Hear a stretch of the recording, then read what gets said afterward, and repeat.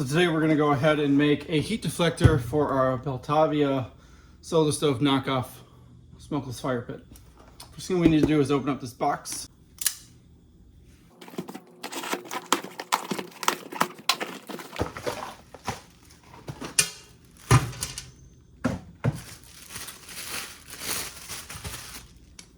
So I found these feet that are collapsible. You can see right there, they've got a hinge built into them, so they can either stay closed or stay opened, and they're quite strong. But as you see, the way they set up is you just kind of squeeze them and they fold back just like that. So we're gonna go ahead and pop these on this pizza pan that I found online today, and we're gonna set it up so that it can be utilized with the stove. Also some accompanying screws to come with it. We're gonna use some different screws. These are for going into like metal or into wood. This isn't going to work for us today. We need to go ahead and get some machine screws that have some nuts and some washers on them.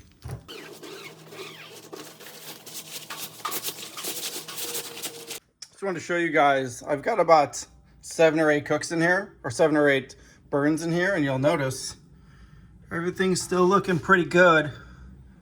There's no rust, still nice and tight. The outside, again, it's been moved a bunch, so it's got tiny little scratches on it, but no, it's not anything bad. It's definitely not falling apart. So I've had it for about 2 months now. Again, used it about 7 or 8 times. I live in Florida, so I don't get to use it a ton, but when it drops below like 75, we roast marshmallows, which hopefully we're gonna go ahead and get to do today. So let's get to the rest of the build. So the idea behind this was this pizza pan right here. I wanted something that I could put on here that would sit about 10 to 12 inches from the top of this and act as a nice heat deflector, that had legs attached to it like so, that I could then go ahead and collapse, put in here. And so this guy gives me the ability to do all of that, and you never really know that it was there. So when we travel with it, when we go camping and whatnot, you know, it's an all-in-one bag. It's an all-in-one system. I don't have to worry about anything else. I saw an example of these collapsible legs online with a table, and the table itself, I'll link it down below, was like $170. I ended up picking all this up for less than 50 bucks. I'm pretty happy about that. So let me go ahead and show you a very fast way to put this together.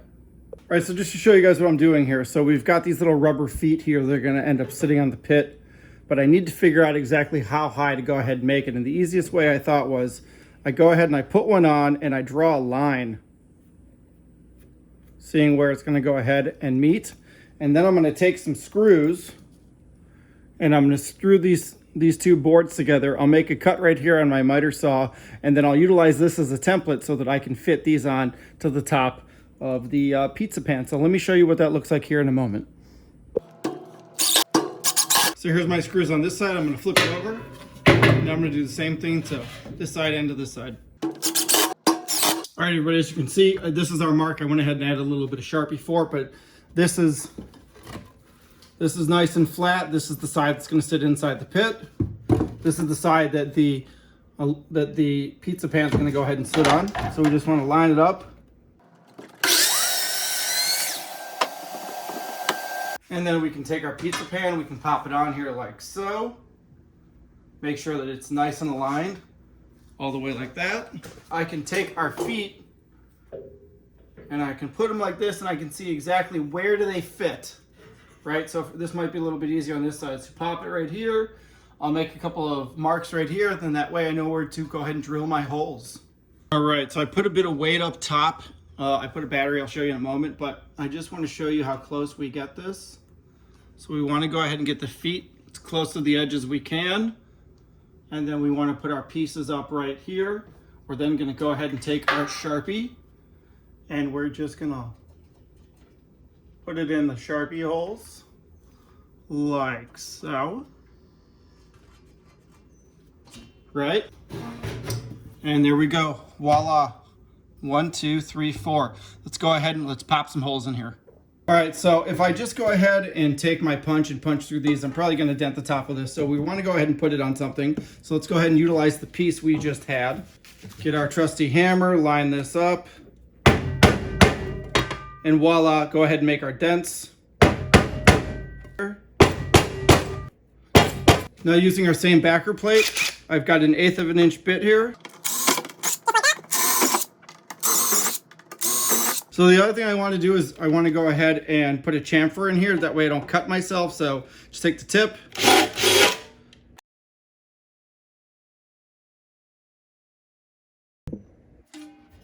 And now as you can see, I've chamfered this side and this side. Let's go ahead and repeat this 3 more times so we can get all 4 legs on here. All right, so as you can see, I had 4 bolts in one of these. Let's go ahead and assemble it back on top of the fire pit, and let's get the other 3 set up. All right, as you can see, I've got one sitting right here just on the edge. That's exactly what I want. Let's go ahead and let's work on this side now. So we're gonna do the exact same idea. We're gonna pop this up here, like so. Then we're gonna take our Sharpie, and we're gonna do the holes.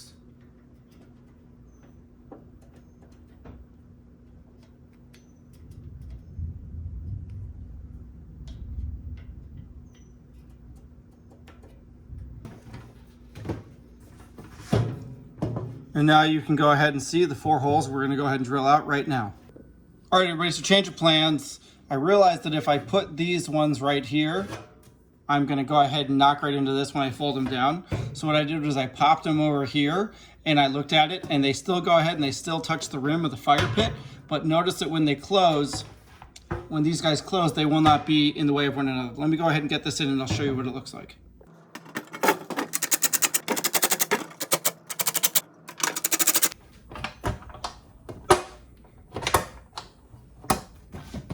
Voila, now they fold. Now all I got to do is set up the other 4 to fold.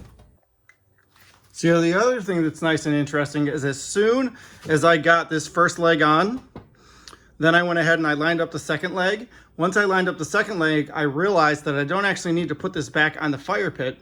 I can just see how this piece sits, and I can make sure that it is sitting right at a specific edge. So you see how it's about a 1/2 inch from that secondary lip right there? That's basically where it needs to sit. And if I go around the pit and I look at everything else, that's pretty much where the other ones are sitting as well.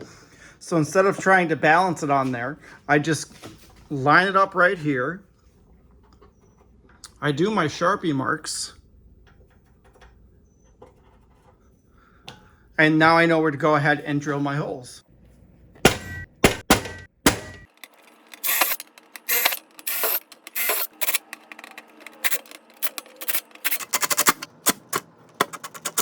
All right, let's see how we did.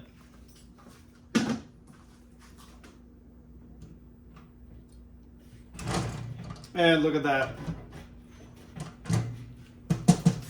Fits beautifully. So this is gonna act as our heat deflector. Now I know that I have wood screws sticking out of here right now. I'm gonna go ahead and get some different screws and some washers and some bolts, but I just wanted to line this up to see how it would go ahead and work. But one more thing I wanted you to see is when we flip this sucker over, when we store it,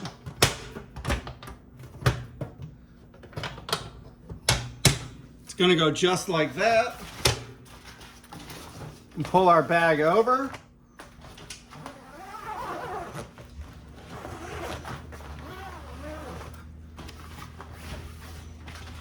And voila, now it's ready to go ahead and go.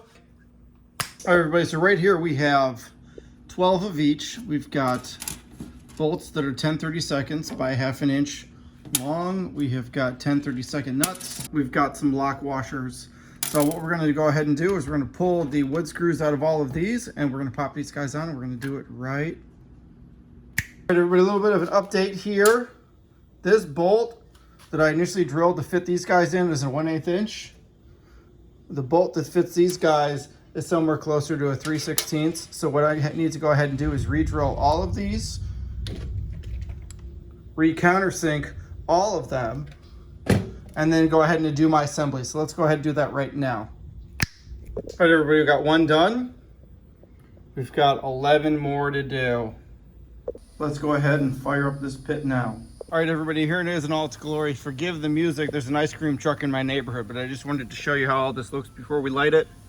You can see it sits on here nice and well. We've got about 15 inches of gap right here, so that's great. We've got our log sitting down there ready to be burnt. And yes, again, I went ahead and utilized the family's belly button lint. I really do like that comment somebody gave, and this is it. This is how it's gonna go. So we're gonna put some pizza rolls on top of here, and yeah, we're gonna see how this guy goes. I also have an instant read infrared thermometer that I'm gonna poking several places on here as it goes so I can give you an idea of how hot it actually gets there. But let's go ahead and let's fire it up. All right, everybody, and here we go. There's the fire going. There's like no smoke coming out of there. There's a little bit of waft here and there, but it's burning off pretty well. If you look up here towards the top, you don't really see anything. This isn't even hot yet, but don't worry, it's gonna get there. See, we're burning a nice clean fire, and this is what we're shooting for. So I'll get back to you guys in about a few minutes, and we'll take the temperature of this lid and we'll see how warm it's actually getting. All right, so we got a good fire going. We got a lot of secondary combustion going on, and we got a good amount of heat coming out of the top of this thing. But we're getting plenty of heat up here. We're looking at about 430, 440 degrees. And if I look back at it right now, there's not really a lot of smoke coming out of here. That secondary combustion is doing its job. There's little whiffs here and there, but this is pretty normal. If I go up, you can't see anything. It's all pretty much gone. Let's go ahead and give it one more temp. There we go. 400 to 500 degrees. This is great. So another interesting thing I thought I'd show you is as it goes into the center, it's not that warm, but as it goes out to the sides, it gets much, much hotter, which means that the heat is starting in the center and it's coming out as it comes up, which makes a lot of sense. So the edge of this guy is gonna be nice and warm, while the center of it, it's not that bad. But here, oh yeah, that's pushing on that 400 plus degrees. So I would say that our homemade heat deflector is working out quite well. And remember, this guy's collapsible. I can go ahead and fold up those legs. I can pop it into my bag and it's ready to go. Anyways, I'm gonna be doing some more content with this guy. I've got plans to do a grill. So if you guys wanna see a grill set up out here, we can cook some burgers, cook some hot dogs, etc. Let me know. When it comes again to heat, being a heat deflector, this thing definitely throws heat. It's probably 80 degrees outside right now, and I'm roasting being out here next to this thing. You can definitely get up close to it and you can easily feel the heat coming off of this. It is definitely warm. So I would say that the fact that this is collapsible, the fact that it can fit in its own bag. I realize Solo Stove sells that one heat deflector for 200 bucks, but honestly, everyone, you don't need to buy it. You need to spend an hour outside in your garage, fiddling around, spending 40 bucks on some raw materials and making this yourself. It really is that easy. And if for some reason you don't want to make it, I'm happy to go ahead and make it for you. I'll definitely charge you guys, and it won't be anywhere near the price of Solo Stove. Anyways, if you like this kind of content, please go ahead by hitting that thumbs up. Leave any comments down below if you like. Ask as many questions as you like. I am happy to answer. All of the items that we worked on today will go ahead and be in the description, so you'll get to see how those where those are. I got everything on Amazon to make it nice and easy for everybody. And if you want to see more content like this in the future, please go ahead and hit that subscribe button and hit that notification bell too. And as always, have a fantastic weekend.